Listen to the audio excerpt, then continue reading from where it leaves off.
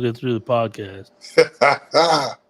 I'm with you, That's bro. it's the one thing I used to struggle with every time I would do a podcast. I couldn't get through the intro. What's going on, everybody? Welcome back to For the Three Hoops podcast.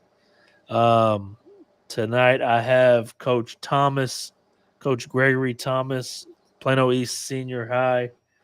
Um, you're the one guy that I've been itching to talk to. Your demeanor, the way you carry yourself, and the one practice that I was able to watch, and all the games that I watched. I'm excited to have you on, man, because I know what I've read online is a good story, man. How you doing? I'm blessed, highly favored, and I appreciate the opportunity to come hang out with I appreciate you taking the time out, man. I know y'all are still in game form, huh? Y'all getting ready to go to a big time tournament. you. I just left the court, so Yeah. we had a after practice, after hours practice, just to get up and down again, and it was good to see the guys out there competing and hanging out and doing the crazy stuff that they always do. Yeah, that's good to hear, man. So we're coming off last week winning a state championship, going 40-0. Talk to me about how it felt for you. Wow. 20 years for me. And I know some coaches, and I spoke with several coaches like Coach Mitchell and Coach Perry before the game. Some teams never get to that level. They never make it. Some coaches never get to set their foot on that state championship floor. And in 2008, we lost the regional finals against Houston Clown Forest on a last second shot. And that was the last time I went to state. I made a vow with myself, and I told our players I would never go back to a state tournament unless we were competing for that championship. And it's surreal. One of the best feelings you could ever have. One of the best accomplishments to play there, but to go 40-0, and that's even bigger and a better testament to the young folks and what they sacrificed and what they did to achieve that goal. And tell me what what were y'all doing to keep these kids so level headed? Because I've seen, after every game, you got the banner, you got the big celebration, but we're not all the way to where we want to be yet. It Talk to me was about that part. it was again the young guys. They're the best group I've ever been around as a player or as a coach that could focus in, not allow distractions, naysayers, the hype, and all that stuff to penetrate their inner circle. Um, but if I could pinpoint it, it was that loss to Lake Hollins last year. It was Hmm. devastating because we really believed at that point we could have played further, but the stage was too big. Don't You get too know. far into that. We'll get into that. All right, all right, Let's get into you first. all right. Um, let Yeah, because I got all that in the notes. Um, Talk to me about growing up San Angelo. You're I don't want to say your age. I don't I'm an know if old you're man. I'm an old okay. man, man. I'm 58 years of age, man. What Wow, what, what were you I'm an born old in man. 66, 67, Born in '65, actually. Born in 65? '65. See, you look young. Oh well, young people keep you young, man. That group of cats, man, they keep you on your toes. But I'm blessed. I have four beautiful children, and we have eight grandchildren. So I've been able to live a life that is. I've been blessed my whole life. If I tell you, I've been. I sat back this entire week, and we had the spring break. I've had some great parents, had great grandparents that were great people, uh, educated people, and they weren't supposed to be educated. Um, and then turn around. I've been around some great men in my life, and if we can, I will go through those individually and give them their props because I wouldn't be here if it wasn't for the environment that I was raised in, and that environment in San Angelo was the best for me. I had, I'm like any other kid. I had some ups and downs. I had to grow and learn how to accept defeat or accept disappointment, just like everyone else. But I always used that as motivation. Um, some of those hills were steep. Some of the situations we don't like to talk about these days. Um, but for me, it was just, okay, whatever that obstacle is, I'll find a way to fight through it and pray about it, get Mhm. mad, and go back to work. I remember my father telling me when I was a younger cat, and I thought I should have been on varsity as a sophomore. And man, I weighed about 120 pounds, about 5'7". I shouldn't have been on varsity, but I thought I could play varsity, and they put me on the sophomore team. And I went straight to my head coach, and who was a Hall of Fame coach. He's still a Hall of Fame coach. I talk to him once every month, um, Jimmy Keeling, and he just historically putting it putting this all into perspective. He coached the 1958 Lubbock Estacada first integrated state championship football team. That Wow. was my high school coach. So for him to tell me I would be good enough to play varsity and then to put me on the sophomore team, it was devastating. I mean, I cried and I took a bus home and I got home 2 hours late. And my father, I said, Dad, I want to quit football. I want to go play just basketball. And he said, No, we don't quit. I don't raise quitters. He said, if you think somebody took something from you, you go out there and you earn it back, and then and you prove to them that you are worthy of whatever you think you want. And that was one of the best lessons I ever learned as a youth. Because man, I'm telling you, I was ready to quit. I'm saying, the hell with this. I go play basketball. I play as a sophomore on varsity in basketball. It was my favorite sport anyway. But he would not allow me to quit, and I appreciate You him doing that. That's one of the best things that ever happened to you want to know how long my football career lasted? me. How long? Uh, 1 week. 1 week. Eh, Yeah, I signed up for football my seventh grade season just because all my friends were doing it. Yeah. I never played football before, and till this day, I still know the dude that hit me when we were doing some kind of drills. I don't know. He hit me, and I immediately like No, this ain't I'm for me. I'm going to change my schedule. This ain't what I signed up for, man. Well, to be honest with you, football players got to screw loose, man. I mean, it takes a different kind of person to line up against someone bigger, faster, stronger than you are, and then to run into them full speed, and then to get Yeah. up and do it again, and get up, and it's a whole different flavor of intestinal fortitude Oh yeah. to play that kind of game. But it, it Oh yeah. was it was it was I knew it was the best opportunity for me to get out of San Angelo. I mean, I had opportunity to play college football. I had pro baseball teams that had come around, uh, and I started playing baseball that same sophomore year because I thought I should have been on varsity in baseball. But the kid in front of me was better than I was, and so I narrowed it down to football and basketball. And Yeah. then being told that I wouldn't be on varsity as a sophomore, and man, I promise you, I played. I would say 8 of those 10 games I played on that sophomore team. I got to play 2 JV games, but every day of practice, I tried to hurt somebody. If I, Lit a fire under you, huh? I'm gonna hurt somebody. I'm gonna hit Yeah. somebody so hard that I'll take his position or play in his place on that Thursday or that Saturday morning, whichever one it was. But I learned, man. Okay, I just have to get better. What do I have to do to get better? I got to study better. I got to be more creative. I have to be able to put us in a better position. I'm gonna do whatever I need to get better, and it served me well. I mean, to just have to sit back and be humble. And I'm telling you, I cried. I cried like a little, like someone gave me a shot.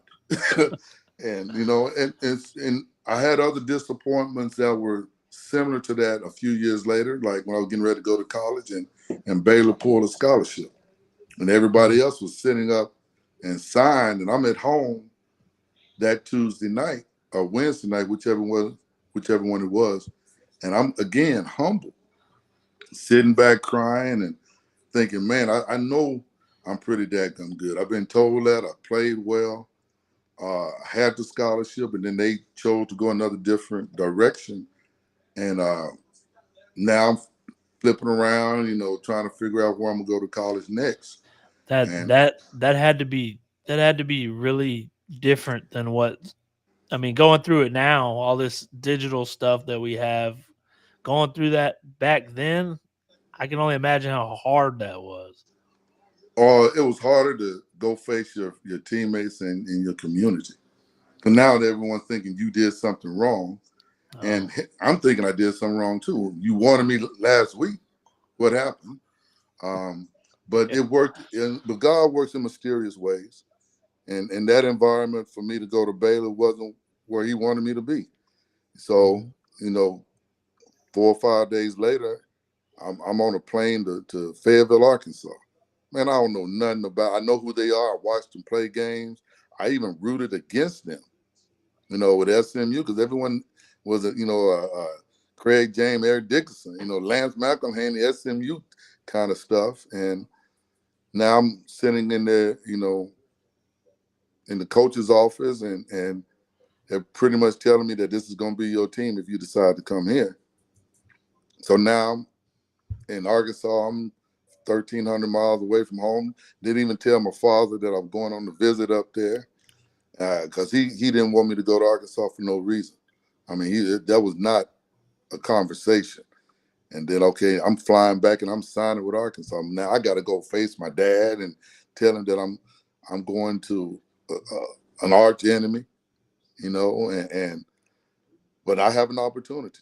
And that's all you want to have as a youth. When our guys now talking about going to play college ball, I tell them, man, you just want the opportunity.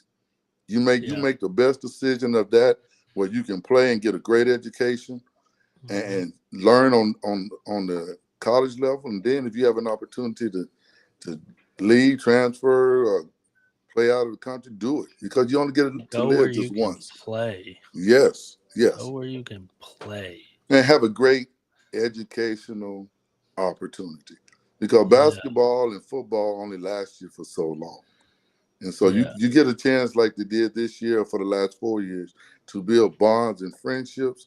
I still talk to my college teammates, football and basketball. Even some of the baseball guys that we were friends in college, I still talk to them today. I talk to somebody every day from the University of Arkansas. So those are the bonds you want to build. So tell me what was it that stuck out about football that you knew that was going to be your thing? I was 5'8.5", 130 pounds. Where am I going to play college basketball at 5'8", 130 pounds? Well, And there was shoot football. That's tough. no, man, I could play cornerback, I could play receiver, I could play Yeah. quarterback. I'm I'm I'm I'm gonna play. Just give me a chance to play. That's all I want to do is a chance to play. But Arkansas was the only school that said yes, you can play quarterback. And then I had a growth spurt. I grew Yeah. You almost grew at four some point. inches. Oh, from from February of '84 to August of '84, I grew almost 4 inches and put on 57 pounds. They had you on a plan, huh? No, it wasn't a plan. It's on God's time. I was, I'm eating fruits and veg. I mean, every day. I mean, I'm a country boy, man. Jesus. I'm not. I had no weight gain forever. We tried all that It's that grind. sugars. Oh man, we tried all that stuff. It didn't work for me. But football wise, I could hit you. I had no size, but I Jeez. would tattoo your butt. So I played safety, and I'll knock the fire out of it if I have a chance. And it just so happened I also wanted to play quarterback. And then, our starting quarterback got injured. And so I got a chance to play. And then, forever I knew I was going to play quarterback. You just want an opportunity. Coach Keelan gave me that opportunity. And then we were successful. We were, ranked 2 or 3 in the state for a long period of time. Put guys at Baylor, Texas Tech, Houston. And in those days, those were the places you wanted to play. And so if I can play, I'll play, football was easy. Yeah. Basketball was way more difficult. But I played on a real, real good team in basketball also. We had 6'8", 6'9" guys, 6'3" all-state guard. But I played for 4 different coaches in 3 years in high school in basketball. So I knew I need to take the football opportunity over basketball. And I did it. And once again, I'm glad I did. But those situations in Arkansas it was a lot different and I wasn't ready for that. I grew up in the 70s and 80s. You're on the cusp of dealing with different racial thought processes and being able to vote and being able to move and do all that stuff freely. But in Angelo, everything, we knew what I didn't really face any of that crazy, crazy stuff in Angelo. Yeah. I faced it in Arkansas. Yeah. And it was different, man, because there are some people that are just evil and hateful, and they do evil and hateful stuff, and then they also want to call themselves fans, And it took me a while to understand that, to appreciate the opportunity, and like Ken Hatfield, my head coach, recruited me and gave me a chance, and that's all I needed, is a chance. You give me a chance, I'm gonna prove you wrong. And we were good. We were good all 4. Well, my freshman year was terrible, but we were 7-4-1 my freshman year, and terrible. Then the next 3 years, we went in 10 games, 9 or 10 games, playing on January 1 game. But, we had to learn how to win, so that was a little bit difficult. I've always been able to win, but not everyone knows how to win. And we didn't know how to win at Arkansas my first 3-4 years. They won the conference the next 2 years, but they played the same way we did in the bowl game. So we were still in a learning process. And the university hasn't played consistently well since the late 80s. So that's different. But you grow up. You grow up. Some situations made me grow up. I was bitter and angry about a lot of stuff that took place. But then you try to forgive and forget and let go and grow. There's still some things I hold on to.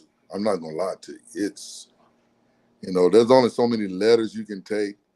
So many times they can flatten your tires. So many times they can, put stuff on your door and yell stuff at you that you don't take it personal. I took it personal. I used it as motivation, but I took it personal. Yeah. I put my first tattoo. There's a spade on my right arm because they called me Spade in other words so many times. So I say, since I'm a Spade, I'm gonna put it on my arm as a constant reminder. And not only did I do it, all my brothers and sisters did it too. And my son, they have it. Because I told them that this is what it was like. And if you want to live and grow, you got to face some of those adversities. And for me, it was what it was.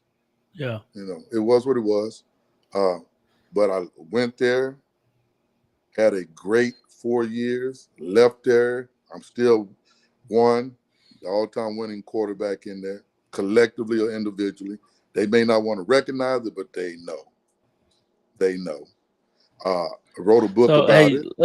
let's backtrack just a second, All right. because you you were inducted to the San Angelo Hall of Fame. At your high school, right? Oh yeah. Oh yeah. Talk talk a little bit about that. That, man, I sat on the stage with gymnasts, with doctors, with Olympians. I'm not worthy of that, man. I just played football. They played against the world. But it was something that several of my teammates and my head coach thought was worthy, and I don't know if I'm worthy of that. I really don't. Not as central. because Central has been through some life changing processes there also. But I'm like I said, I'm with doctors and Olympians. Well, People that were gymnasts, and that was crazy. I mean, honestly, to sit up there and look and listen to their resume, I was like, shoot, man, why, man, why would that somebody that put me in that there? means people feel highly of you, man. Yeah, yes, but as trying to be humble and really put it into perspective, I'm playing football. I'm one of 11 guys on the field. These are individuals, that are doing individual stuff at the highest of levels. You know, um, one of the guys that went in is one of the doctors that studied CTE. He's a graduate of St. Andrews. I'm going like, how do I sit on the stage with this man right here? It's crazy, but it is what it is, and I appreciate and I respect it for what it is. Um, Still waiting on that call from Arkansas, and some the book is one thing they don't it is it's in the crosshairs because I don't always hold my tongue. There's Yeah. I say things sometimes, and it some people don't like it, and sometimes I don't care. It's factual. Show me otherwise. You put these people in, but it is what it is. I'm glad I'm in the San Angelo Hall of Fame. I think we're gonna reinstitute that again because over COVID they stopped doing it, and it needs to be done because there are people that need to go in that are, I say it again, far more worthy than I was to go in, and I want to make sure Well, they go in. well, they're not comparing those degrees. No, but it's different. It's like now in basketball. If I use this analogy, when my senior year, the first year they put in the 3 point, so we didn't know how to shoot the ball like that. Wow. These young folks today, man, they shoot this in their sleep. So Yeah. how do you judge those errors when you didn't shoot a three, or that was the out of bounds line in most basketball courts that I grew up Yeah. playing on, and now they shoot beyond that and they shoot it at 40 and 50%. So it's hard to compare those errors, but they're comparable when you it wins and losses and championships and district and all. You just have to really, really sit down and put it into its perspective. And so you go to Arkansas 84 to 87, right? 88. Yeah. 88. Mm-hmm. You are the first black quarterback starting at Arkansas. Correct. You talked about the things that you went through, but talk about how it felt for you. And what done? Come on, Craig. You got to be how what felt. How does it feel to run on that field? It's unbelievable. How does it feel to Yeah, and I mean be you the you only? you you you made history. But I wasn't thinking about it like that, man. I just wanted to play But and win. let's do it right now. Yeah. What was it? What did it feel like? It's nothing like wearing that hog, man. It's nothing like representing the entire state. You know what I'm saying? That's crazy. I was the face of the University of Arkansas, whether you liked it or not. I was doing the da interviews on ESPN before ESPN really, really blew up. Every game, everywhere we went, people wanted to talk to me because I was the face. And that's hard to that's crazy to think about. That because we've had way better. I mean, we had Sidney Moncrief, Marvin Dell come there. Joe. We had shucks some of the greatest athletes to play at the University of Arkansas, and I can still look back today. We got pictures around the house here that I'm on the cover of some magazines, or that's crazy, man. Trying to come, I get you in a minute, babe. But it was cool though, But I wasn't thinking about doing it. I was thinking about just helping my team win. And how do I help my team? I do whatever we practice and try to lead the best of my ability. And talk about like so You still there? when yeah. Uh here, let me see something real quick. I'm with you. Okay. I don't hear you that though. You can't hear me? Can you hear me now? Yeah. I can't hear you. Oh. Hmm, can you hear me? Still can't hear you. No. Uh, go out and then Let come me see if in. I did something. It might have been when somebody called you. Can you hear me? I lost you for a second. Can you hear me? Oh.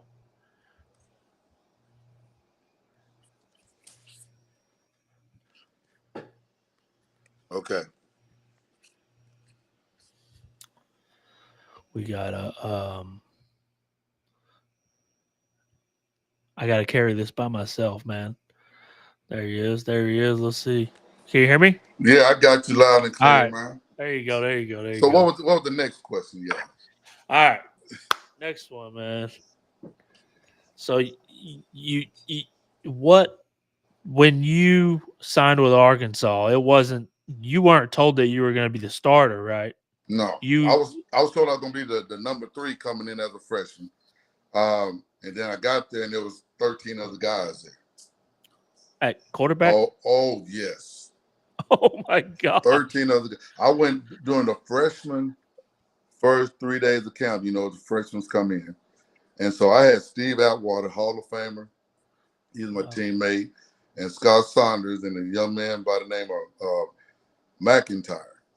Those are the 4 quarterbacks. They moved all 3 of them the first 3 days. So now they know that I'm the best of the freshmen.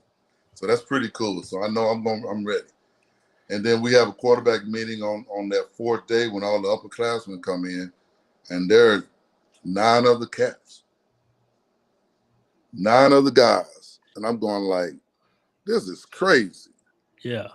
And so then we had the starter, returning starter Brad Taylor. We had Danny Nutt, who was a 5th-year transfer from UCA.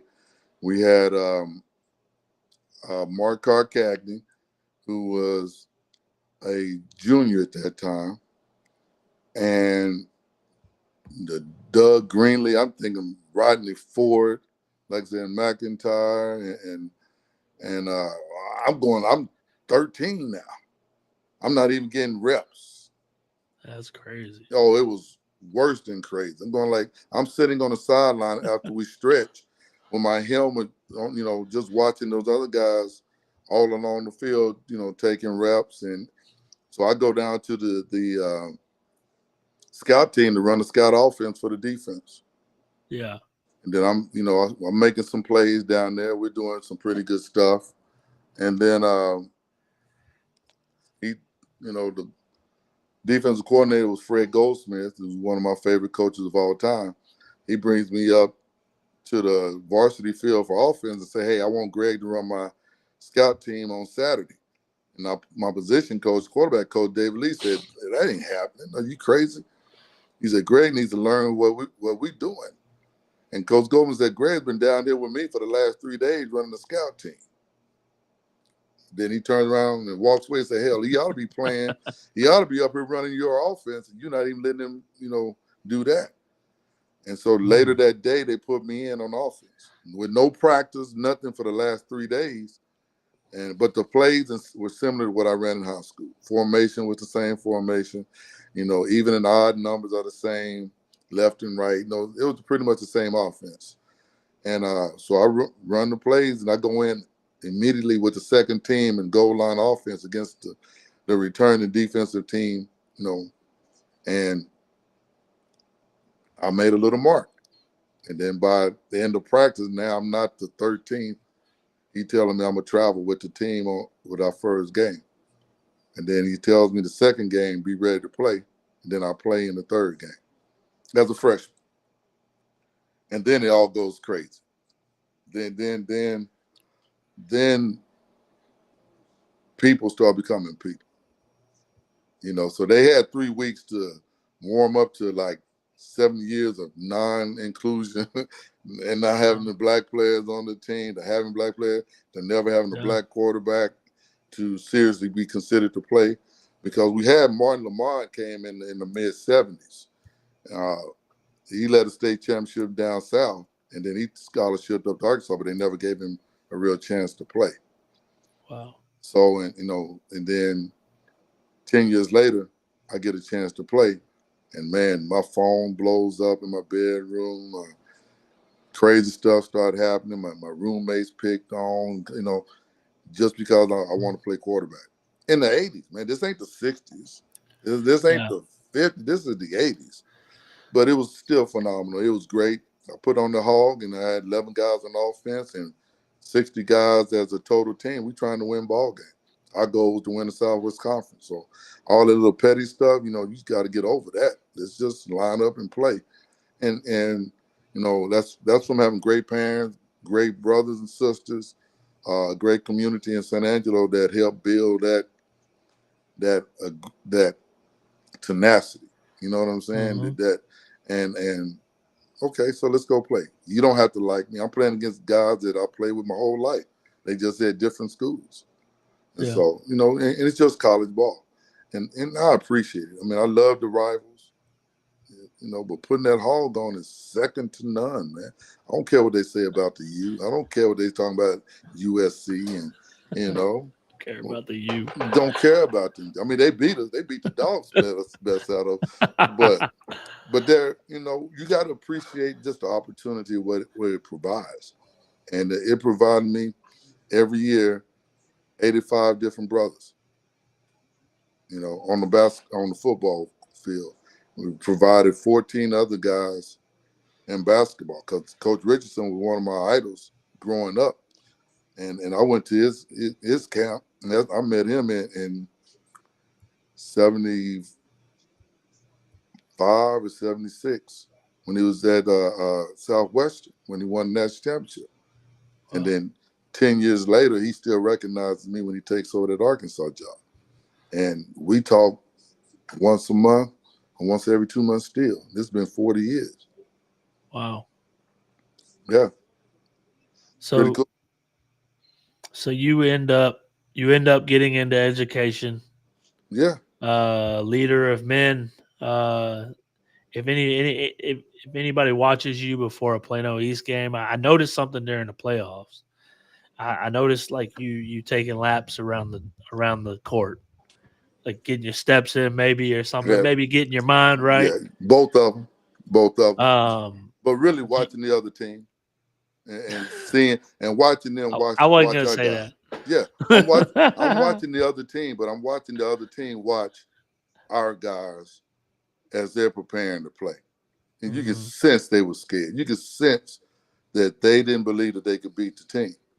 They did, but I could walk around and talk to them and smile at them, and you could see the fear in their eyes. I mean, the coaches too. I talked to the coaches, and they were just like that. I walk over and tell Matt and tell Mike, they don't believe they can play with us, man. Now I just get the boys to believe that. Look, they scared of y'all. They scared of y'all. Just look at them. They watching y'all warm up instead of warming up, do their own thing. They watching the guys. But I'm getting steps so I can beat my wife. Rebecca, she beats me every day, and that's one of the little health kick that we're on. We try to outwalk each other every day. But it was also a chance for me to size up the opponent and size up the coach and throw a little digs and smile and let them feel a little intensity also. And how much of like you getting into education can you attribute to your dad who was a principal and your mom who was a teacher herself? And my grandmother that was a teacher and her mother that was not supposed to be able to read, and for her mother to uh, teach her to read, and then they used that as a tool to get off the farm in East Texas. To my mother, met my father in the education field, and I don't talk about my dad a lot, but my dad did some great things too. I mean, he attended Houston Tillerson College, and I don't know if you know who that is or where it is. It's in Austin. It's right there on the opposite side of 35 of UT. Okay. He was a college All-American football player, but he couldn't even walk on the campus of UT when he attended Houston Tillis. It's different. So for me to go play at Austin and then to play on that field that he couldn't walk on, man, that was special. Yeah. But that's another motivating factor. My father wouldn't even come watch me play in Austin. So there was that much of a resentment. And it wasn't a resentment that it was his son. It was a resentment that he didn't have that opportunity to compete. And not because he couldn't play, it's just because of the color of his skin. So, Yeah. my love and hate for Texas is real. It's I could give a gum about Texas. But I appreciate my father and what he sacrificed for his sons and for me, and use that as a powerful motivator also. You know, having educators as parents is great. I never once wanted to get into education, never once. And then here I find myself 28 years in the same business that they were in, and it's good. It provided me an opportunity to travel the world, and that's why I tell the kids. I told my own children, I want you to experience what I experienced, and the only way you really can experience that is to go to college. And it's a lot easier if you earn your own way to college. You appreciate and respect that a lot more than me trying to pay for it. But if you out there and that's blood, sweat, and tears on your part, then you can develop those kinds of friendships and bonds, and that'll last you throughout your life. And talk to me. You've been at Plano East your whole career, right? Well, I started at Plano Senior High. Then the Okay. second then the second year or third year I went to Plano East only. I was given an option because we had more students at that time on the west side, and they were going to open up Plano West in 2 years. So I said, Yeah. well, just let me go to East. And I've been at East, ever since. And that, man, that was another great decision, to come in. Uh, Coach Adair took me in, told me he wanted me to be his assistant.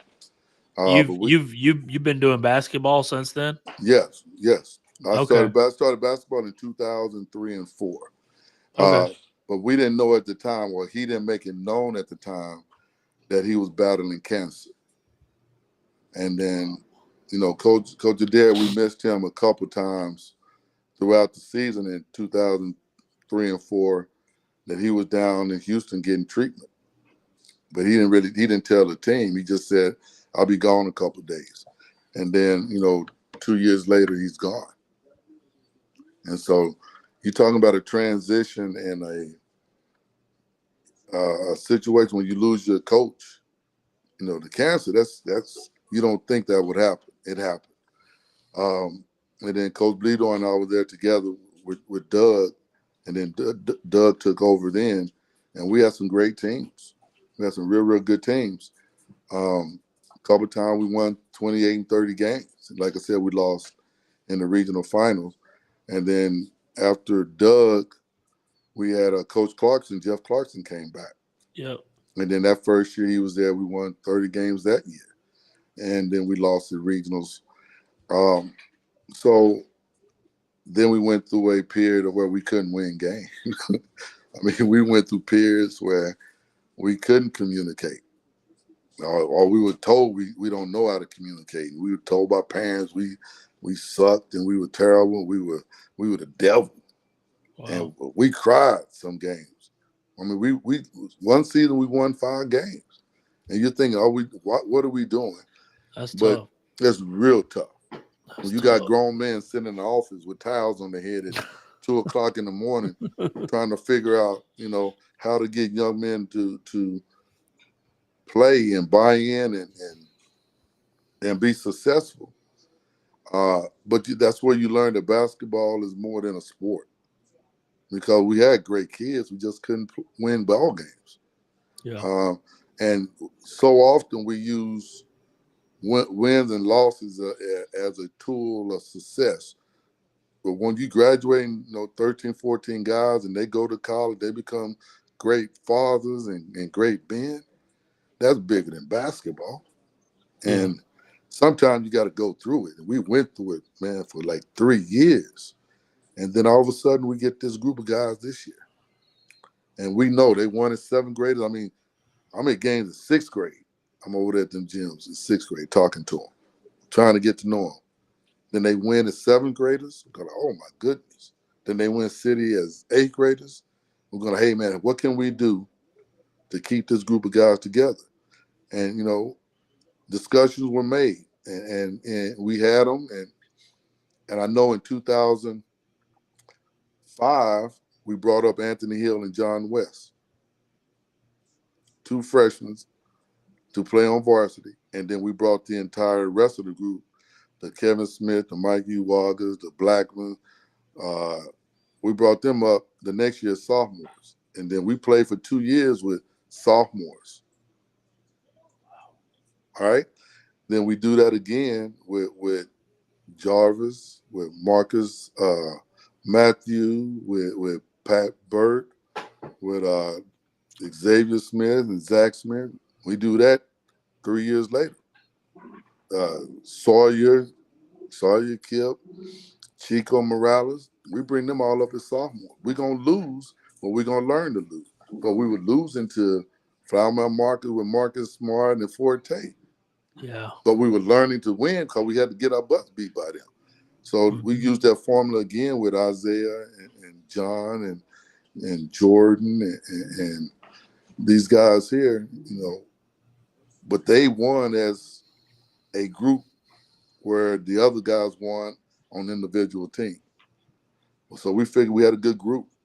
Now we just got to get that group. And we would tell them as freshmen, we're going to win the state championship when y'all seniors, and we would talk about it. And we would start, sprinkling those seeds. And then you put water on it. We just got to get in the weight room. We got to get bigger. And we look at those pictures when they were freshmen and sophomores, man, they were babies. And I look at that like when I was a freshman and sophomore. I had no size, but I thought I should have been playing on the varsity. Man, I had no business playing on varsity. No way I should have been there. But we brought John in that year and Isaiah, and they got beat up. They got beat up. But so did Marcus Smart get beat up. I mean, not Marcus Smart, Marcus Matthew when he came. He got beat up. Anthony Hill, who was the best running back in town when he came up. And we convinced, I talked to Tony and said, man, he need to be with us in basketball. He ain't going to grow to be no big-time running back. I mean, he's not going to grow any bigger than what he is. But he can be a Yeah. heck of a guard. And he came, he stopped playing football and played basketball. And he got beat up as a freshman. I mean, they were gazelles with eighth graders. You're not going to be a gazelle up here on varsity when you don't have no size. And then when you playing against 6'6", 6'7", you just got to learn how to play the game. And Yeah. Isaiah and John did. They learned how to play the game. The next year, when they were sophomores, we had a chance, but, we had that COVID stuff going on. And they played as hard as they could, but they were learning to win. And we won 20-some games Yeah. with sophomores. With 3 seniors and sophomores, we won 25 games, but we didn't make the playoffs. So Wow. we're learning. We're learning how to win. We're learning how to win. And there were certain tricks of the trade that they figured out, being craftier, learning through AAU games and playing against those kinds of teams. They learned as sophomores. Yeah. And then we knew we had a chance as juniors. And we lost twice to Lake Collins last year. And the stage was too big for us. We And so lost, yeah. talk talk to me about you. You lost to Lake Highlands last year, who would eventually go on to win the state title. They had a lot of big time players: Quentin Perkins, Trey Johnson, Yeah. Samson Aledin that plays for God. Yale. Yeah. He's going to the. He just won the conference. Yeah. Sam did. Um, you lose by 3 points. Yeah. How far could that team have gone last year if they'd have hit 2 more shots? We probably would play the regionals for sure. And that was the goal. But Craig, let me go back. If we don't lose to Plano Senior High, and let me be as blunt as I can. you have to learn to trust people, and you have to learn, and they have to learn to trust in what you're trying to sell them. All right, and there is a process. I hate coach speak. I hate it, you know, but sometimes it's true. There's a process. That process of losing to Plano Senior High those 2 times last year set the stage for us this year because we had certain things in line to win the game, and we didn't communicate it well enough for them to comprehend and trust what we were talking about. And so we lose those games because they're young folks. They're students, man. You gotta get them to believe in things that you're talking about. I was at So, that the Plano game last year. Uh, oh man, at Plano. yes. Well, the Plano loss was just situational. The loss at Plano East, if you pull that up, man, you hear me screaming foul, foul, foul. But we called timeout and told them what to do. Yeah. And you got to trust. They got to trust you. You got to trust them. But you got to see it. You know, you don't learn to hit a curveball just the first time. You got to learn how to watch the ball curve and see it hit the bat. Well, they got to learn to trust what you're asking them to do. I mean, it takes a lot of guts to stand in front of somebody and get run over by a bigger person, you know? Yeah. And then you don't want to foul to put your team in a bad spot. So you got to teach. So Matt did a great job this year making sure we taught every situation. We were prepared for every situation that could occur throughout our practice plan every single day. And you saw us do we did the countdown, we did the change of Yeah, possession, man. run off Talk set plays. the and this is one of my questions. One of the things that I really liked, and I told Coach Wester about this when I talked to him 6 months ago. I said, man, the one thing that I liked about y'all's practice is the way that y'all competed, and that in every drill there was a winner and a loser. Yep. Been like Um, that for 2 years. Yes, sir. and I love that because it makes you compete more because if you lose you're gonna run more Yeah. and nobody wants to run more. Yeah. Talk to me a little about that. Well, I personally I hate losing at anything. You know, I don't mind learning, but I hate losing.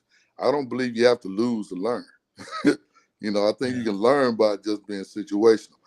But there has to be a consequence for a lack of effort. There has to be a consequence for a lack of concentration. There has to be a consequence for not paying attention, or you will lose a game. You understand what I'm saying? And so hmm we may practice harder than most games. And then that's one of Coach Richardson's old staples. Practice is gonna be so hard that games are easy. But my brother taught me that growing up. You know, when I was playing basketball as a youth, man, I averaged like 30 some points in fourth, fifth, sixth grade. I averaged 30 some points. But there's a reason behind it. It wasn't that I was just better or faster. My brother said if you miss the layup, you got to run laps every day. So if you miss a layup, you got to run laps or you have to do push-ups. Well, most of my teammates didn't want to miss shots, so they wouldn't shoot the ball. So I shoot the ball. I shoot the ball. I didn't care if I shot the ball and missed. If I had to run 20 laps for missing 10 layups, okay. But guess what? I shot the ball 20 times. yeah. The next year he put a rule in that if you have a layup or a jump shot in the paint, you don't take it, you're gonna run laps too. Oh wow. Well, so you had to learn to score the ball, and so that made me learn. Okay, how do I get to where I want to go? Whatever. Every day in practice, we teach them that we don't call fouls. Yeah. You got to be brutally beat up before we call a foul, and it makes the guys mad. They get madder than a hornet sometimes. He got fouled. You didn't call. Man, just play. And we tell them that because we know we're not going to always get the best referees. And even if we get the best referees, their angles Yeah. may not be where you need to be, so they still may call that or may not call that a foul. So we got Yeah. to get tougher. We got to get physically tougher. We did that in the weight room. We have to get mentally tougher by not calling a lot of fouls. And You can watch the videos from the games. The boys, we use that ball body man drill, and we jump into people. You have to wall up. We're gonna knock you to the ground. Um, we're gonna go through. We're gonna use ball fakes and shot fakes. We're gonna be skilled, but we can score the ball, and then we're gonna defend. Yeah. And the harder you do that at practice, every drill is a consequence. It may And be pushing a towel. It may be running, you know, laps in a time session. It may be run to the bleachers, and, to the top of the bleachers. Heck, we may go out to practice and do nothing but upper body weights. Just because y'all had a bad practice, didn't pay attention. We're not going to be on the track today. We're just going to do shoulder presses, goblet squat, ball slams. It's a mental deal. It's a mental deal. But they bought in. They bought in after that Lake Highlands loss. And for 30 minutes, they sat in that locker room and they cried. And they cried. yeah. And they cried. And it was like, we don't want to be in this position next year. So what do we have to do to not be in this position next year? Well, you got to do what we ask you to do. You got to be at practice every day. You got to hold your teammates accountable. And if your teammates not doing well, you got to be a brother and pick them up. And they bought in. I mean, they are the closest group of guys I've ever been around as a team. Yeah. Coach Wester pointed out to me that those guys after games will go eat together, and when they're not even in basketball, they're hanging out with each other. That's special, man. They play video games together. They travel around the world. They do everything. I mean, Yeah, and I as a mean, group, f- four of them, or actually, yeah, four of them played on the same AAU team so this they could past get better. summer. So they could get better together. I mean, Yeah, if I can jump ahead a little bit, the sacrifice these cats put together this year. I mean, if I do it individually, let's look at Rashad. Last year, we were working, Rashad and I were talking about how we could set people up. And you saw him hesitate and then blow by people. Number one, he's the fastest cat on the floor. But second of all, that little hesitation created a space now for was his it what was it last year? He towards towards that a yes, towards ACL doing a drill with me yes, that I'm trying yes. to help him teach him how to create space because he was shorter than everybody else. Man, I still hear that knee rip. Oh, that's And sad. oh, I hear it, man. And And I know oh, the way he played this playoffs. yeah, I mean, I can only imagine if maybe he would have been there last year. missing link. And that's Yeah, that's what we talked, and we made him sit with us, took him to every game, sit on the benches by the coaches, and we know he had the players here because he's one of those players. But look, this is where you're gonna be next year. And that's all I would tell him. This is what you can do next year. This is how you're gonna make a difference on our team next year. And sit here and listen and go talk to the guys and be at practice, be at every rehab. And so for him to play the way he played down the stretch was a testament to his character and his demeanor and his intestinal fortitude. I'm gonna use that word again because there were games he only got 2 or 3 minutes. Well, take care of the ball. Quit, forcing shots. Just play the game. yeah, It took him a year to get to where he was, where he is now, and now he's dynamic on both ends of the floor. He can do uh, so many things. Say, man, when you start, you can't. It's not about you getting your points. You got to run it. When you come in, you got more freedom. And he and Narit both learned that there's a different role that I play as a reserve that I play as a starter. That's one guy that we could talk about. Seth probably grew more than anybody on the team. There's not another person that wanted to play more or play harder, that wanted to be a part of this team than Seth. But Seth is playing behind another great player. So Seth, whatever yeah, you have to do to earn coach's trust, you better do it. Catch the ball, alter shot, rebound, whatever that is. Seth made some great plays. That's that growth that Seth. I mean, not everyone can play that position or be in that position to become that kind of player and a teammate. And he was. And yeah, that, I mean, that's wow. And the last one I'm gonna mention, And I can do this with X, the same way how he sacrificed his game. Yeah. Uh, how Jordan is just the heartthrob, and how he did. How Isaiah was the best leader you could ever want to be around. But the Hell of a last one, point guard, yes, and he's not getting that recognition, and he should. man. But the last one I will, it was John Tran. And Yeah. John, for his first 2 years, made 9 threes in both years. Wow. Just nine as a freshman and as a sophomore. And I know I'm not the easiest coach to play for. I'm not. And you can Yeah. ask the guys, man, I'm not the easiest to play for. But a lot of that is trying to get them to understand what they accomplished this year and how you get to this level. There's accountability. I got accountability ability to you to get you to be a better player, to see the Yeah. game differently, to understand your worth on this team. But John saw a junior year. I told John, you know what? I'm not going to coach you as much because I think I use the word exasperate. I'm holding you back because I'm pushing you too hard. And he said, no, coach, just stay on me. I'm gonna be okay. I'm gonna be okay. Just don't give up. I'm going like, I'm not giving up on you. I just don't want to. I don't want you to feel like you can't come to the bench, and you and I'm beating you up. He said, no, I'm Yeah. gonna get better. John Wood made 80-some threes last year. One of the best shooters in the state. Yeah. Did John shoot that well this year? John shot the heck out of it again. But what did John sacrifice? 33s, dropping his shooting threes, but a better defender, a Yeah. better, a better passer, a better Passer. situation. Yeah. He spread the floor. John sacrificed because he could have broke that record this year again, and he Yeah. sacrificed that for that championship. Like I said, with X, sacrificed his style of play for this championship. X, man, is a next level guard, man. Things he can do with that ball, the way he can position himself, the explosiveness he has, he doesn't know. Yeah, Another, and I mean, yeah, you saw it a little bit at times, but again, it goes back to that team thing that y'all had. yeah, and confidence. When do I Yeah. try to do this? When do I not?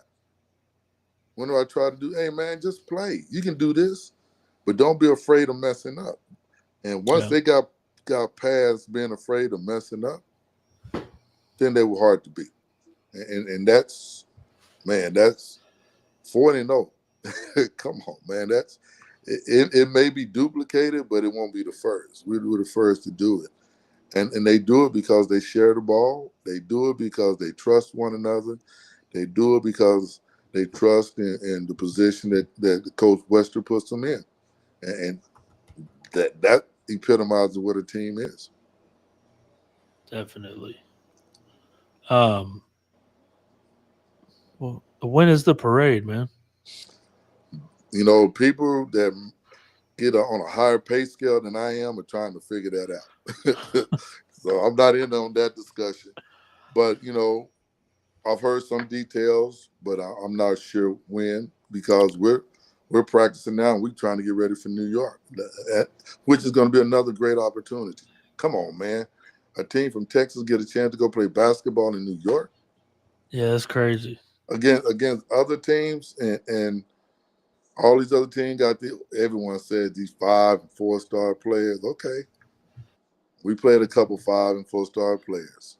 They had the same result, so we're not afraid of that. But you know, they'll let us know when they let us know, and then it's such a great thing for the East Side. We've been waiting 40 years to earn our keep. You know Yeah, I what I'm mean, y'all saying? are going to y'all are going to a tournament that features I'll say some of the teams that I know, the Notre Dame team from California, the the Explorers, the Florida team, which has Mm-hmm. the Boozer twins. Mm-hmm. You got Yep. Camden, New Jersey, which is a like um, historic for I mean NBA players. Mm-hmm. Bishop O'Connell. Mm-hmm. Those are just some of the names that I see that I Okay. know. I mean, that's That's a Cool. good group, Yeah, man. yeah. And we're gonna play, and we're gonna do what we do, and we let the chips fall as they may. I can promise you, we ain't gonna be punked out. I can promise you, we're not gonna back down because that's not the way these young men are made. So the opportunity is for them to play together as a unit one more time. No, I Yeah, don't it's care who it pretty is. cool. Bring the I mean, Mavericks, we'll play them. I just think it's cool. I just think it's cool that they're letting y'all play in a postseason tournament. Yeah. Well, Uh, that's never happened before. So once yeah, I again, was gonna we are say. very appreciative I know of the how hard district. that Yeah, is. but to let the district to allow us to do that, and so we thank them, and we look forward to it. Let's just say that because once again, we don't know when anyone's ever going to do this again, and Yeah, so it's they did some amazing things, man. I mean, we talk about our skill set, which we need to. But the number 2 team scored 41 points. The number 10 team got beat by 29. The number 16 got beat by 16, and it wasn't even a close 16. Uh, Highland Park, with one of the best coaches around with Coach Peeler, beat them by 27. Beat Tim Thomas, one of the best coaches in the state, beat them by 27. Come on, man. hey, So let hold nothing on. was close. Let, let's talk about what y'all do in the third quarter of every game, though. Yeah, we go in and It talk about it it's like they say that like what do they say? I mean, the team that's going to win is going to win the first 4 minutes of that second half or something. it. Yeah. Um, y'all would just run away on teams in the Yeah. third quarter. Uh, Physicality, dominant. Well, just go in and we sit in the hallway as coaches and we look at shot charts, we look at turnovers, we look at who's playing well as a unit, and then he comes in and says this is our adjustments, and then we go out and let's do what we do, and then we just and turn it up and on defense. is there a vocal leader on y'all's team as a player? Is there like Yeah, a certain guy or is it certain guys? there's certain guys, Okay. but the reality is still the same. What Yeah. do we do? What do we need to do? The goal for us every game this year was to hold team to 10 points or less. 10 points or less a quarter. Wow. That's the goal. Do you have a And number on how many times you did that? I got all them stats. Stat and sometimes stats lie, but not in this case. Our point differential was like 23 points.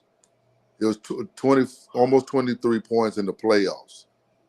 Yeah. I'm Okay. you know and Well, so I was at all y'all's playoff yeah. games. So uh I think we five games where the team scored uh where they lost in single digits Yeah. out of 40. So five games teams were in single digits. And I can almost tell you exactly who it was. Rockwall. Wait, no, we beat the dog at Rockwall. Okay, Louisville, we beat them by 3. They had a chance to tie it up late in the game, and that's because defensively we were trying to do what we needed to preserve that win. We just wanted to win the game.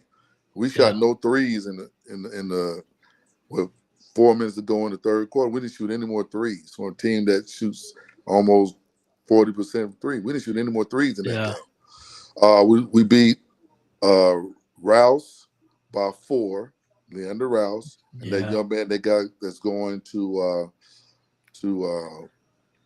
it'll come to me in a minute. Anyway, that young man could play, and we beat Yeah. I them know who by you're 4. talking about. Siena, he's going to Siena.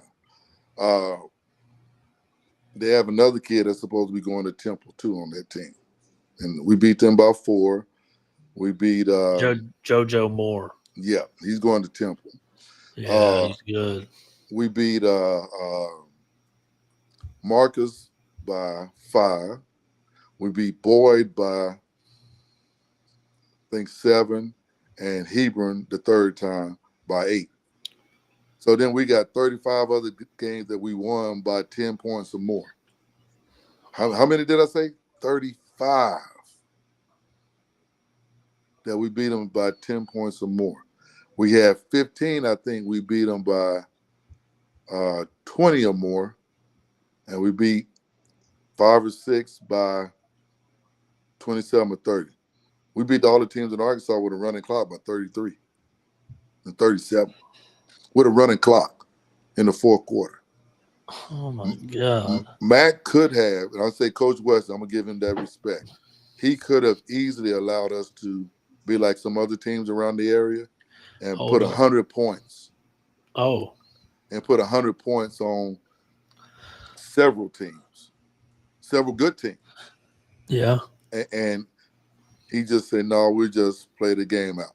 Now, I remember 6 years ago when teams were beating us bad and they were putting 100 on us, They don't care, huh?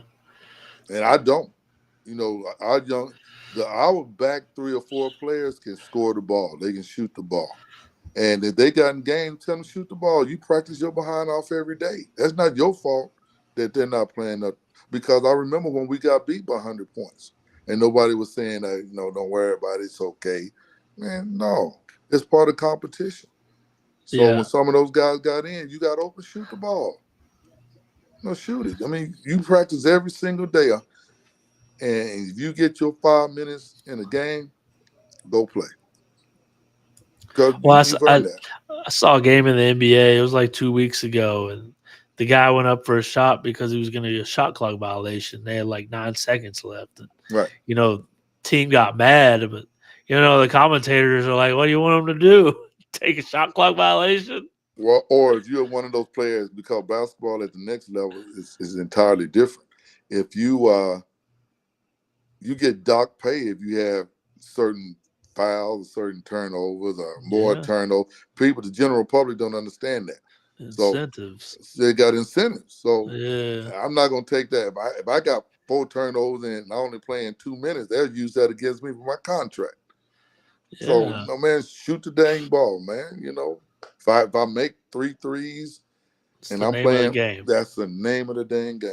But that's a It's the whole name of the different game. level. That's not the novice, but now I'm talking about those that really understand, the ins and outs of it. But those guys could defend, man. They can defend. For a Yeah, bunch of cats that are 6'2", 6'3", they can defend. I They believe Matt Walsh said that Isaiah Brewington had 11 steals in the last 2 games. 11. Yeah, And that was his major contribution. He didn't contribute or contribute. That's the wrong one. He didn't make the shooting points that he wanted to, but yeah. he did the defense and he stopped I always situations, tell less people possession. when I'm talking about Isaiah, Isaiah is a dude that doesn't turn a ball over, and when he's not a shoot first guard. Right? He's not going to shoot it unless he's wide open, and if he is open, it's going in every single time. You believe it He is, yes. he doesn't miss a lot. And he's hard But nosed, hard nosed. If I say Isaiah, stocky, hit it. I yeah, say Isaiah foul him hard. And you watch our guys within the rules when we fouled hard. There's a yeah, price to pay to come shoot in the paint. I mean, if you come into the paint, we're gonna foul you hard, and we're gonna let you know that. And we're gonna yeah, turn around, raise our hand, and then we're gonna walk away and pick our teammates up. I mean, it's not done maliciously. It's not done uh, to harm anybody, but it is done to let you know, hey, man, it's not. You better earn your 2 points. Because once yeah, again, you got to come over to the sideline. I'm gonna say something to you, hey, man, that was weak. If you're gonna play like that, dude, put your warm up top back on. yeah. Because we were grooming them to be tough as nails. Hmm. And sometimes, and most times, we just physically just made people quit. The quickness was there. Um, the effort was there. The following of the ball and all those things we practiced was good. But just the body on the body, just putting somebody on the ground, making them have to get up. And they literally, some guys go, ugh. And I love the last 3 games when Let's say Isaiah would go in there or Rashard would go in, and they would jump into those guys, and you see them guys grabbing their ribs and chests. Hey, that's in the weight room, and we put that elbow in your chest. If you don't, I'm gonna get the contact foul, but I'm also gonna put this body into you. And you know, Narid does it better than anybody. He jumps in, boom, puts that body in shoulder, chest, and you got like, oh, you could hear him sometimes go, ooh. Uh, Well, there you go. Did you get him? Got him, coach. Got him. That was just a mental toughness that 2 years ago they didn't have, and we lost yeah, games that they had this year that they refused to lose. And I don't think we was ever all year long in jeopardy of losing a game.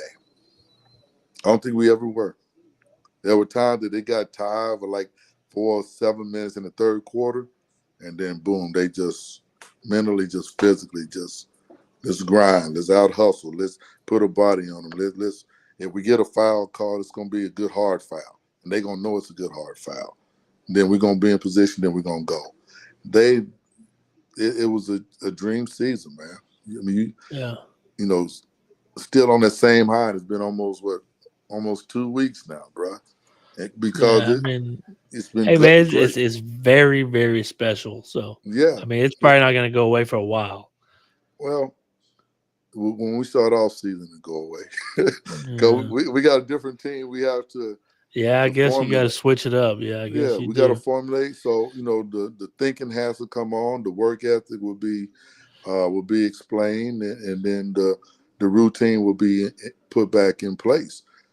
But they, we ended every practice with 1, 2, 3, families, 4, 5, 6 state champs, and that was how we ended every group gathering and practice game because we wanted them to believe that. And then Yeah, once you start believing that and you speak it into existence, they believe that they can win every game. yeah, They can promise you they know they're gonna compete. yeah. I mean, there were some days that Coach Wester had to kick a basketball, or I threw one at the other end of the floor, or said something I probably shouldn't have said. But at the end of the day, they all know we love them, and they all know that they are loving. They love each other, and nothing was ever done, out of spite and jealousy. It was, hey man, how can I get you to be better? How can you be better? What do you need to do? And individually they took it upon themselves to do that. And collectively, you can see how good they are. You can see how well they work together. You can see um, how much they love one another. And that goes well beyond just the basketball floor. I mean, they're a bunch of crazy cool cats. If you ever watch Leo, one of our former players, he's done a documentary on it. Yep. Man, these boys I have so love much. Leo. They have so much fun, man. I, I would look back and go like, man, I didn't have that much fun playing like they do outside of. Yeah. They Shout out to laugh and Leo. joke. Yeah, he great. He did a great job.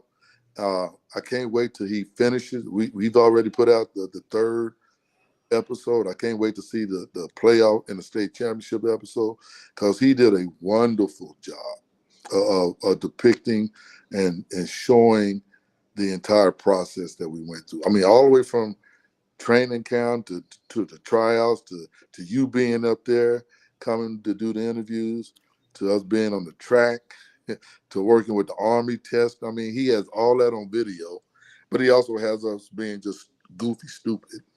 Yeah. And you see a team that's just goofy stupid, man. They smart as heck and they're great kids. And they're going to be great Americans. They're going to be great dads. They're going to be, we may have a president or, several doctors, uh, A lot of those and kids are very, astronauts. very, very high GPAs too. Yeah. They're gonna do great things. And Yeah. I know when I was that age, I wasn't thinking about being a doctor or lawyer. I'm trying to find a way to play a game. Yeah. I just want to play another game. These guys are mapping out their future, and hopefully we've given them uh, mentorship, leadership that they can go out and become better men than we are. Because Yeah. that's the goal. At the end of the day, that's what you're trying to do. Uh, and they got a chance to see on their last home game, they got a chance to see all the shoulders that they stood on.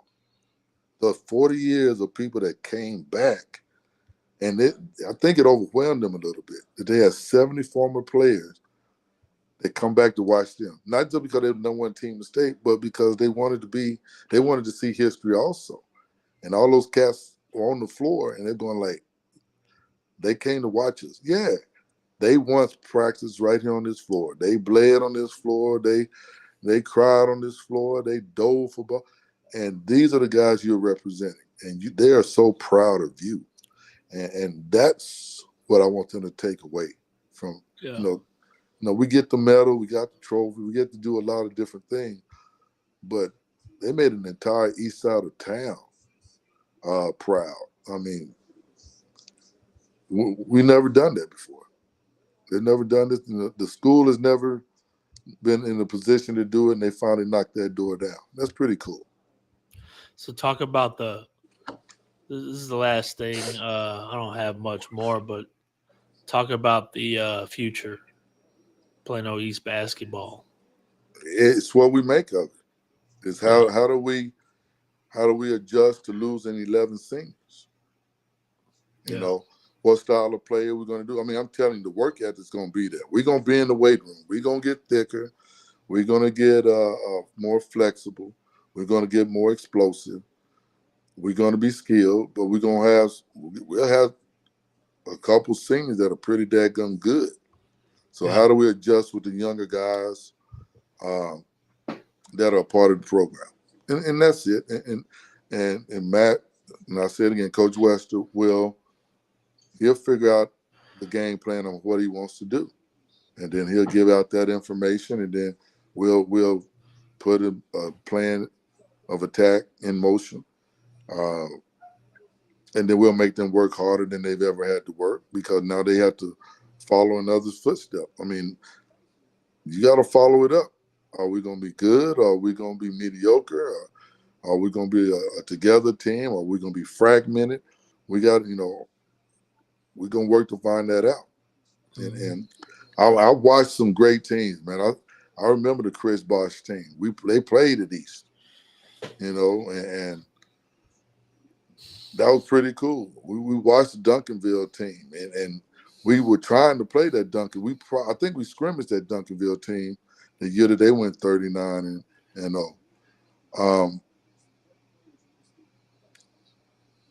What did they do the following year? So that's what we'll be. We got the rest of the spring. Then we'll have the whole summer, and then we'll come back in August with an opportunity to defend our, the state championship. And I promise you, we're gonna put 10, 12 guys out there that want to lay it on the line. We're gonna find them, and Yeah. and then we're gonna go play wherever they have us. We go play because that's what we had to do this year. We lost 9 games, so we had to go to Rockwall, play one of the top players. DJ ate him up. We had to go to Waxahachie, play another one of the top players. DJ ate it up. We had to play in these other tournaments. He did his part, and we're not gonna be fearful. The rest of the guys are gonna have to step up, and we're gonna do what we have to do. DJ is special. He has he has a whole bunch of tools, man. He don't even D- know he don't know how good he can be. He doesn't DJ know, is but very special. he is. I mean, we've known him for a long time, Yeah. but his work ethic. I mean, he works. Everyone. He's in the gym every day, in the gym in the weight room every day. He has a different style of play. I mean, to me, he reminds me of Mark Aguirre. Do you remember Mark Aguirre? That's before my time. Okay, you need to But look I up. know who it is. Okay, Yes. well, if I can help you out, Mark Aguirre played up at DePaul. Okay, ended up playing with the Detroit Pistons. With the Bad Boys a couple years. Played here with the Mavericks. Yep. He has that kind of body and skill set.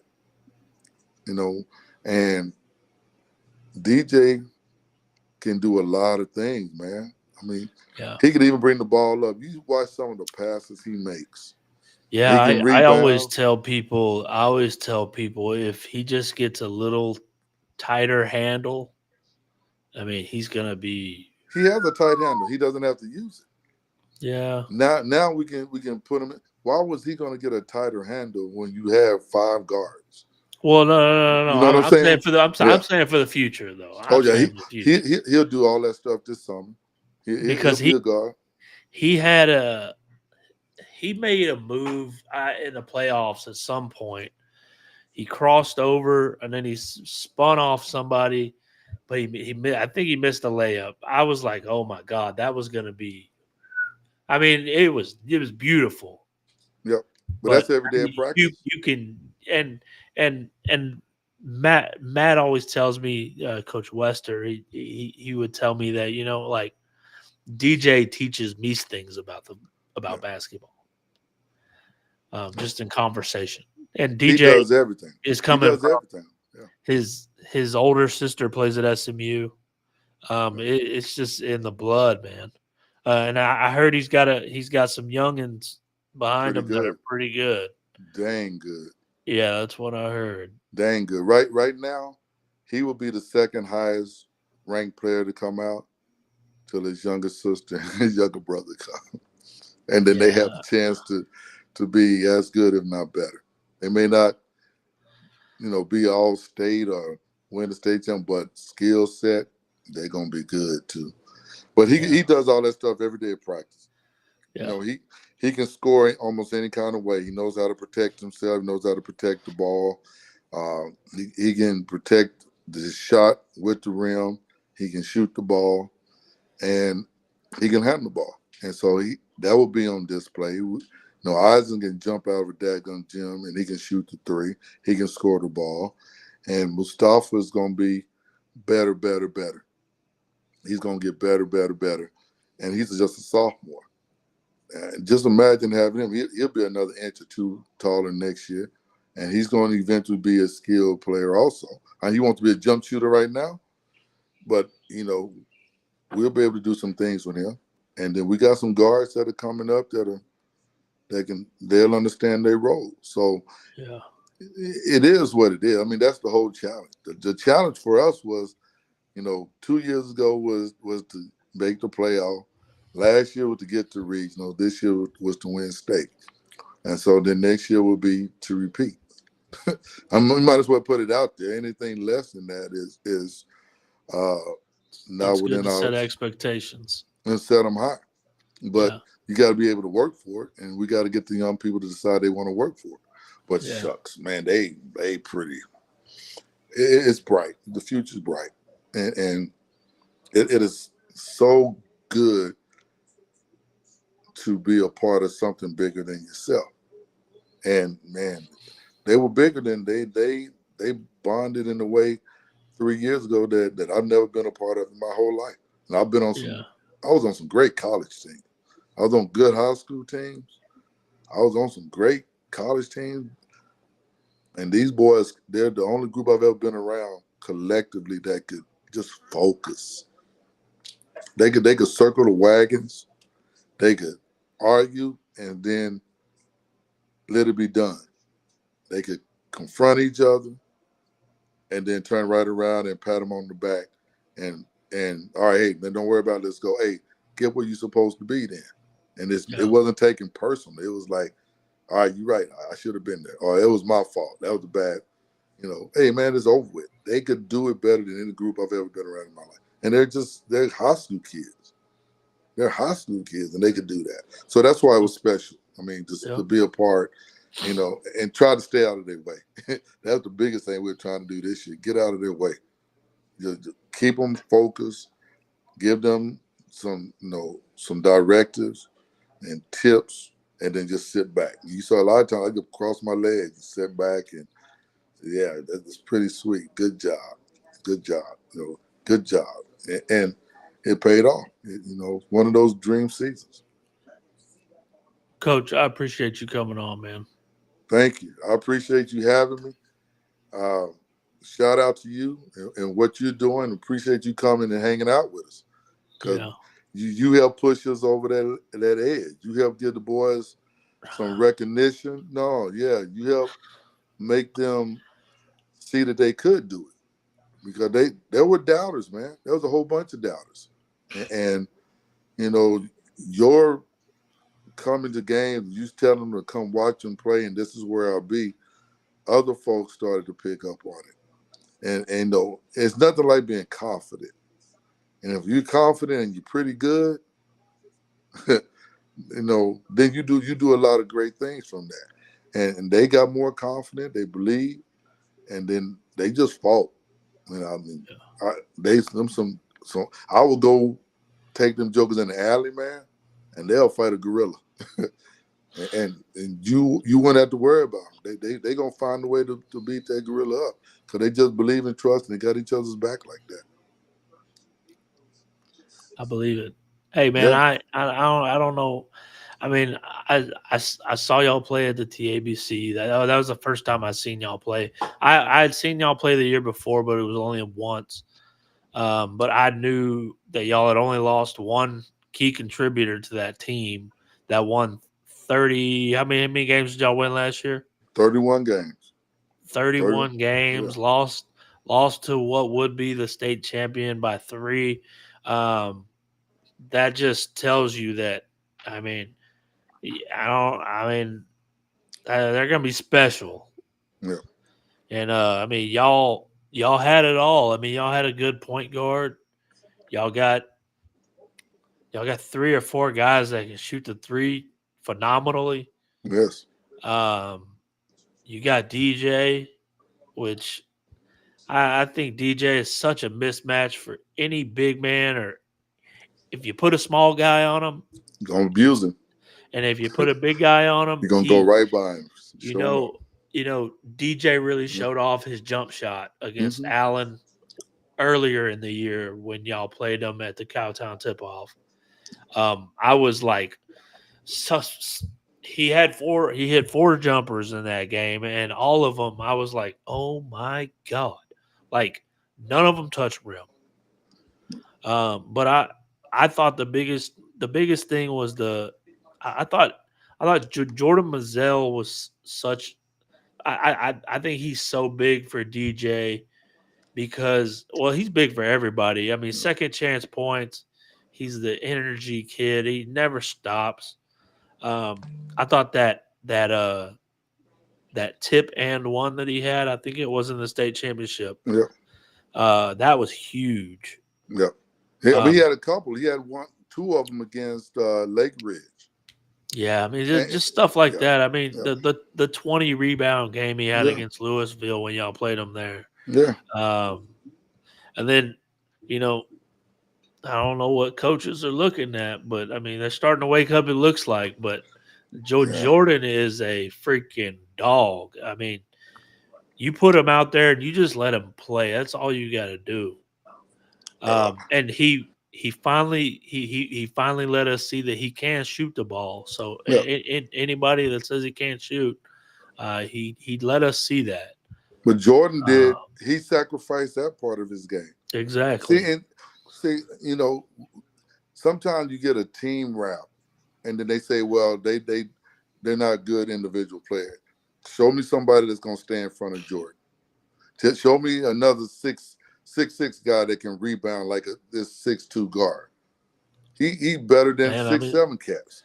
Uh, yeah, uh, some of those rebounds that he yeah, was grabbing were, I mean, his head was at the rim, yes, and he's grabbing them like, I mean, over people. He's reaching over people yeah, and grabbing the ball. I mean, athletic freak of and nature, he can athletic. do what he can do whatever and he can guard the other team's best guard if he wants to. Yeah, And so we had guys. We switched a lot because we weren't dropping off because somebody else was out there. Because and when you got Jordan and you got X and you got the red on the floor at the same time, yeah, and they can all get above the rim and rebound. They can all physically have bodies that can ward off people. And then when they fouled you, they fouled the fire out of it. They say, hey, man, you're gonna come in and you're gonna pay a price. That that is a luxury. And for him to get 20, 17 rebound, 14 points, you know, That's phenomenal for a 6'2" cat. And he did that against guys bigger. Yeah, and another crazy thing is to watch like Narit guard Josiah, where everyone else would think that would be a mismatch. Trey last year didn't want to shoot the ball when Narit got on it because he And yeah, presented a whole you different. saw it a lot last year. He's Yeah, a really, really, really good defender. yes, yes, and he has that body type, and he got that He's he got got that dog in him oh too. hey I saw him. I saw him doing a little oh bit of this. oh man, I could they could talk. Well, we got some characters, and they learn from dealing with somebody like me. Yeah, we can talk a little trash, but they it all is a form of confidence. Like I said, and they're just tough. I mean, man, they're just tough. Physically they just physically they could go in. They wanted to keep you under 40 points, and if they didn't do it, we talk about it. But what's the goal, fellas? 10 points or less. All right, if they score 50, we know why. And some games we gave up 50, 52, and situational we understood that. But Yeah, when our core was, I mean, how many games did our starters not finish? I think of the 40, I think 25 they didn't finish. They weren't in the game in the fourth quarter, or they didn't play a minute in the fourth quarter. And 25, I think, of the 40 games. That's yeah. just domination, man. It's just physically, mentally being prepared, and then not taking no for an answer. And let's just go play. Let's play hard. Let's play this game. We're not worried about the next game. We're not worried about this team. Let's just play our best game tonight, and do what we have to make sure that we have a good bus ride home and we have fun. And that's all that's all they ever did. Yeah. Well, Coach, I look forward to seeing y'all next year. You know I'll be there. Yes, sir. Um, Thank you for hanging out with me.